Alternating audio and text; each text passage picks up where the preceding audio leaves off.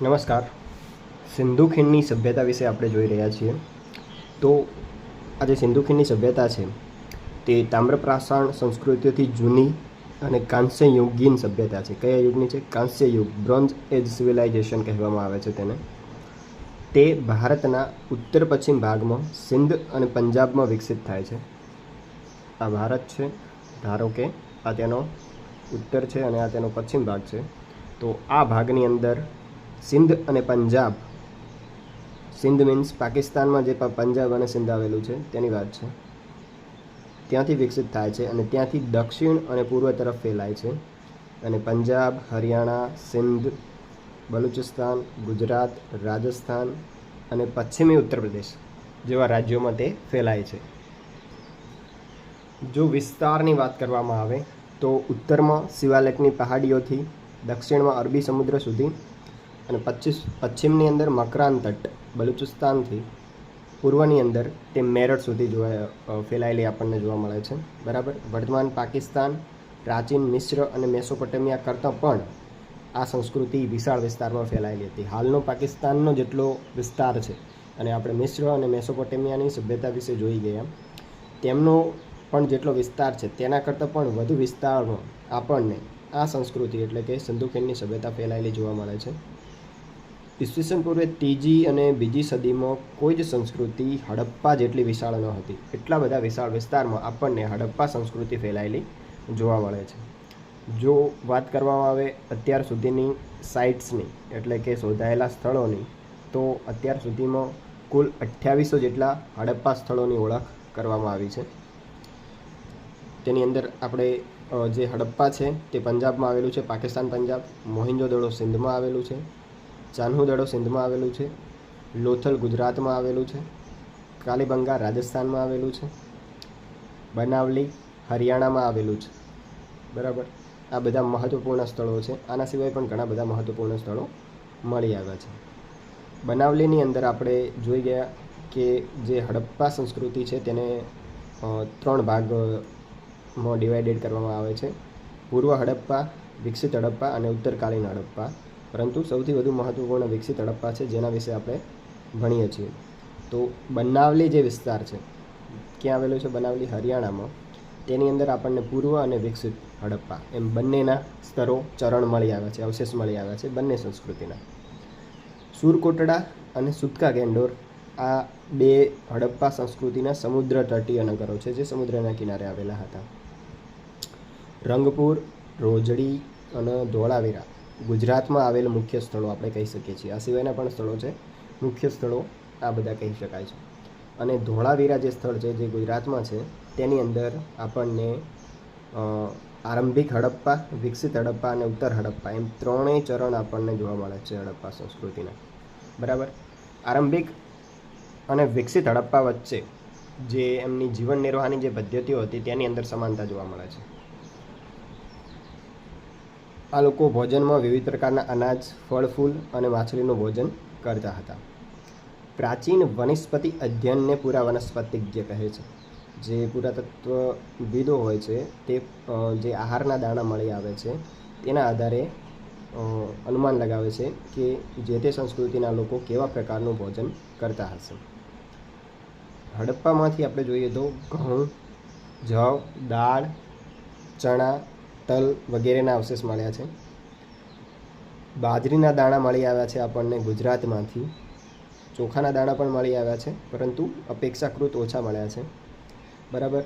તેઓ ગાય, ભેંસ, ઘેટા, બકરા, સુઅર, હરણ, મગર આ બધા પ્રાણીઓથી પરિચિત હતા અને આ બધા પ્રાણીઓના હાડકાં પણ આપણને અહીંથી મળી આવ્યા છે. માછલી તેમજ પક્ષીઓના હાડકાં પણ આપણને અહીંથી મળી આવ્યા છે. તો આ હતી હડપ્પા સંસ્કૃતિ વિશેની સામાન્ય જાણકારી. બરાબર. ત્યારબાદ આવે છે અર્થવ્યવસ્થા. અને અર્થવ્યવસ્થા અંતર્ગત આ લોકો કૃષિ, પશુપાલન અને વ્યાપાર 3 વસ્તુ કરતા હતા. તેમાં સૌપ્રથમ આપણે કૃષિ વિશે જોઈશું કે હડપ્પા સભ્યતા દરમિયાન ખેતી થતી હતી તો કેવી રીતે થતી હતી, કયા કયા પાક તેઓ ઉગાડતા હતા અને આજથી એટલા બધા વર્ષો પહેલાં તેઓ ખેતી કઈ રીતના કરતા હતા. તો આપણે જોયું કે અનાજના દાણા પરથી જે પુરાતત્વવિદો છે તે જાણવાનો પ્રયત્ન કરે છે કે તેઓ કેવા પ્રકારનું ભોજન લેતા હશે. બરાબર. તો અનાજના દાણા પરથી કૃષિ ખેતી થઈ રહી હોય તેવા સંકેત આપણને મળે છે. તેમની જે મોહરો છે તેના ઉપર વૃષભનું રેખાંકન જોવા મળે છે, વૃષભનું ચિત્ર જોવા મળે છે. અને પુરાતત્વવિદો માને છે કે ખેડવા માટે બળદોનો તેઓ પ્રયોગ કરતા હશે. ચોલિસ્તાન નામનું સ્થળ અને બનાવલી કે જે હરિયાણામાં આવેલું છે ત્યાંથી આપણને માટીના હળ મળી આવ્યા છે એક રમકડા સ્વરૂપે. તો કહી શકાય કે આ લોકો હળથી પણ પરિચિત હતા. આ જે હળ છે તે આરંભિક હડપ્પાથી સંબંધિત છે, બરાબર. વિકસિત હડપ્પા સાથે નહીં, પણ હડપ્પા પહેલાંની જે સંસ્કૃતિ છે જેને આરંભિક હડપ્પા તરીકે ઓળખવામાં આવે છે તેની સાથે જોડાયેલા છે, બરાબર. ખેતરમાં હળ રેખાઓનો બે સમૂહ એકબીજાને સમકોણ પર કાપતા વિદ્યમાન હતા. તો તેના આધારે આપણને ખ્યાલ આવે છે કે આ લોકો અલગ અલગ પ્રકારના પાકો પણ ઉગાડતા હશે. પાકને કાપવા માટે લાકડાના હાથામાં ફસાયેલ પથ્થરના ઓજાર કે ધાતુના ઓજારોનો પ્રયોગ થતો હતો. અફઘાનિસ્તાનના સોરતુદહી નામના સ્થળેથી નહેરના કેટલાક અવશેષ મળ્યા છે, બરાબર. કે આ જગ્યાએ કદાચ સિંચાઈ માટે નહેરોનો પણ પ્રયોગ થતો હતો, પરંતુ ત્યાં જ પંજાબ અને સિંધમાં નહેરોના કોઈપણ પ્રકારના અવશેષ આપણને મળી આવ્યા નથી. તે સિવાય ધોળાવીરાની અંદર જળાશયો મળ્યા છે. તો એવું શક્ય છે કે કૃષિ માટે જળ સંગ્રહ હેતુ આ જળાશયોનો પ્રયોગ થતો હશે. ઈસવીસન પૂર્વે 4મી સદીમાં એલેક્ઝાન્ડરનો એક ઇતિહાસકાર એવું જણાવે છે કે સિંધુ ભારતનું એક ફળદ્રુપ વિસ્તાર હતો.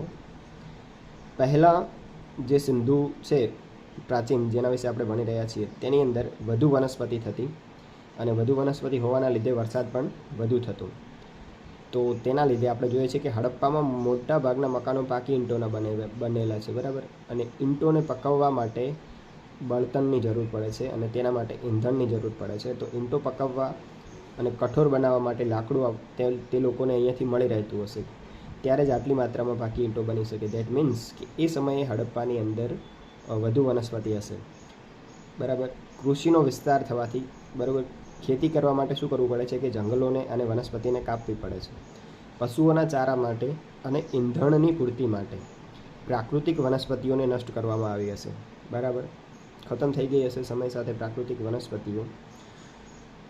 ક્ષેત્ર ફળદ્રુપ હોવાનું બીજું એક કારણ છે સિંધુ નદી, કે જે હિમાલયની સૌથી લાંબી નદી છે અને જેની અંદર વર્ષમાં એક વખત પૂર આવતું હતું, બરાબર. અને આગળ આપણે જોઈ ગયા કે નદીમાં જ્યારે પૂર આવે છે તો શું થાય છે કે તે પોતાની સાથે ફળદ્રુપ માટી ઢસડી લાવે છે, એલ્યુવિયલ સોઇલ જેને આપણે કહીએ છીએ, જે ખૂબ જ ફળદ્રુપ હોય છે. અને પૂર જ્યારે ઓસરી જાય છે તો આ માટી કિનારાના વિસ્તારોમાં પથરાઈ જાય છે અને તેના લીધે શું થાય છે કે કિનારાના વિસ્તારોમાં પુષ્કળ અનાજ અને ઘાસ ઉગી નીકળે છે, જેવું કે મિસ્ર અને મેસોપોટેમિયાની અંદર થતું હતું. તો સિંધુના લોકો શું કરતા, નવેમ્બરની અંદર આ જે પૂરના મેદાનો છે તેમાં બીજ વાવતા અને એપ્રિલમાં જ્યારે ફરીથી પૂર આવવાનું હોય છે એના પહેલાં પાક તૈયાર થઈ ગયો હોય છે તો તેઓ પોતાનો પાક ઘઉં અને જવ કાપી લેતા હતા. કાલીબંગાની અંદર પૂર્વ હડપ્પા કાળમાં આવેલ નાળાઓ મળી આવ્યા છે. હડપ્પાના પૂર્વકાળમાં, મતલબ આરંભિક હડપ્પા, બરાબર. 3 હડપ્પા કાળ છે: આરંભિક, વિકસિત અને ઉત્તર હડપ્પા કાળ. તો પૂર્વ હડપ્પા કાળના નાળાઓ મળી આવ્યા છે. તો એનાથી ખ્યાલ આવે છે કે હડપ્પા કાળ દરમિયાન રાજસ્થાનમાં ખેતરો ખેડવામાં આવતા હશે અને તેના માટે તેઓ બળદ કે ઊંટનો ઉપયોગ કરતા હતા. ખેતર ખેડવા માટે બળદ અને ઊંટ વપરાતા હતા. પાક કાપવા માટે તેમણે કદાચિત પથ્થરના દાંતરડાનો ઉપયોગ કર્યો હશે, જે દાંતરડું આજે પણ આપણે વાપરીએ છીએ, જે લોખંડનું બનેલું હોય છે.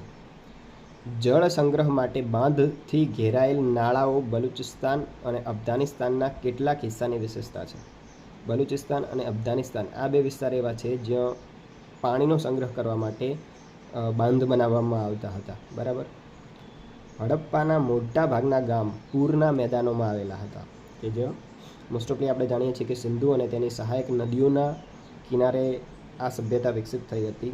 તો આ પ્રકારના જે પૂરના મેદાનો હતા તેમાં મોટાભાગના ગામો આવેલા છે, બરાબર. તો તેના લીધે અહીં પર્યાપ્ત માત્રામાં અનાજનું ઉત્પાદન થતું હતું, બરાબર.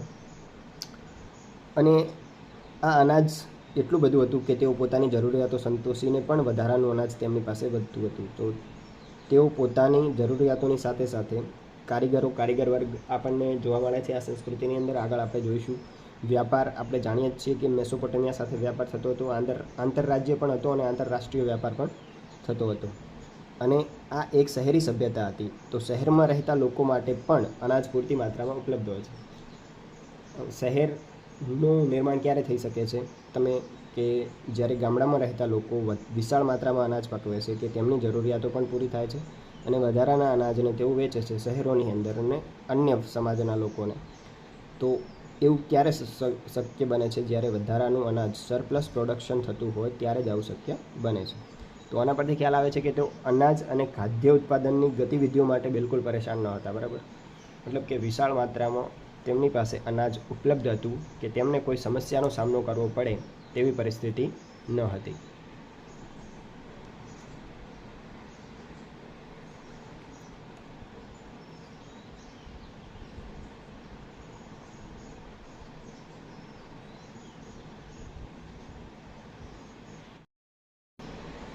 સિંધુ સભ્યતાના લોકો ઘઉં, જવ, રાઈ એટલે કે સરસવ, વટાણા આ બધી બાબતોનું ઉત્પાદન કરતા હતા. તેઓ 2 પ્રકારના ઘઉં અને જવ ઉગાડતા હતા. બનાવલીની અંદર જવની પર્યાપ્ત માત્રા મળી આવે છે. તે સિવાય તેઓ તલ અને સરસવ પણ ઉગાડતા હતા. મોહેંજો-દડો, હડપ્પા અને કાલીબંગાની અંદર મોટા મોટા અન્નાગારો એટલે કે અનાજના ભંડાર આવેલા છે, જેની અંદર અનાજનો સંગ્રહ કરવામાં આવતો હતો. તેવું શક્ય છે કે ખેડૂતો પાસેથી કર સ્વરૂપે અનાજ ઉઘરાવવામાં આવતું હોય. તે સિવાય દુષ્કાળ જેવી પરિસ્થિતિ કે પછી મજૂરીની ચૂકવણી માટે પણ અનાજ એકઠું કરવામાં આવતું હોય તેવું પણ સંભવ છે. સિંધુના લોકો કપાસથી પરિચિત હતા. તેઓ કપાસનું ઉત્પાદન કરનારા સૌ પ્રથમ લોકો હતા અને તેના લીધે જ જે યુનાનીઓ હતા તે આ ક્ષેત્રને સિંધન તરીકે ઓળખે છે, જે શબ્દ સિંધુમાંથી જ નીકળી આવેલ છે. ત્યારબાદ વાત કરીએ પશુપાલનની, તો હડપ્પાના લોકો ખેતીની સાથે સાથે પશુપાલન પણ કરતા હતા. બળદ, ભેંસ, ઘેટા, બકરા, સુઅર પાળતા હતા. તેઓ હુંદવાળો બળદ અને ઊંટને તેઓ ખાસ પસંદ કરતા હતા. તેઓ કૂતરાઓ અને બિલાડી તેમજ ગધેડાથી પણ પરિચિત હતા. ઘોડાના અવશેષ મોહેંજો-દડો અને લોથલની એક સંદિગ્ધ ટેરાકોટાની મૂર્તિથી મળ્યા છે. એક ઘોડાના અવશેષ પશ્ચિમ ગુજરાતમાં આવેલ સુરકોટડાથી પણ મળ્યા છે, જે ઈસવીસન પૂર્વે 2000ની આજુબાજુના છે, પરંતુ તેની ઓળખ હજુ સુધી સંદિગ્ધ છે. મતલબ કે એવું માનવામાં આવે છે કે આ જે સભ્યતાના લોકો હતા તે ઘોડાથી પરિચિત બિલકુલ ન હતા. પ્રારંભિક અને વિકસિત હડપ્પામાં ઘોડાના હાડકાનું કોઈ જ અસ્તિત્વ આપણને મળતું નથી. તે સિવાય હડપ્પાના લોકો હાથી અને ગેંડાથી પણ પરિચિત હતા.